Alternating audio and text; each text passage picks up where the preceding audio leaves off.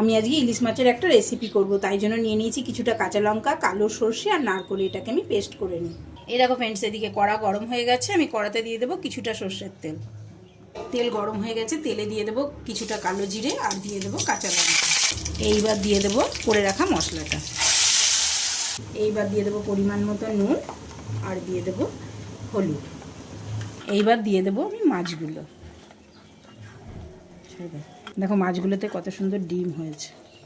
এইবার উপর থেকে দিয়ে দেবো কিছুটা সর্ষের তেল আর মিক্সির ডাব্বাটা ধুয়ে কিছুটা জল দিয়ে দেবো।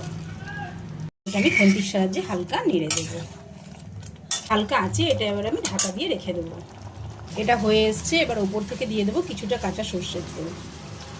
নামানোর আগে এই তেলটা দিলে একটা খুব সুন্দর গন্ধ বেরোবে আর খেতেও খুব ভালো লাগে। এই দেখো ফ্রেন্ডস, তৈরি আমার কাঁচা ইলিশ মাছ ভাপা। এইভাবে তোমরা বাড়িতে ট্রাই করো, আশা করি তোমাদের খুব ভালো লাগে। খেতে কিন্তু দারুণ হয়।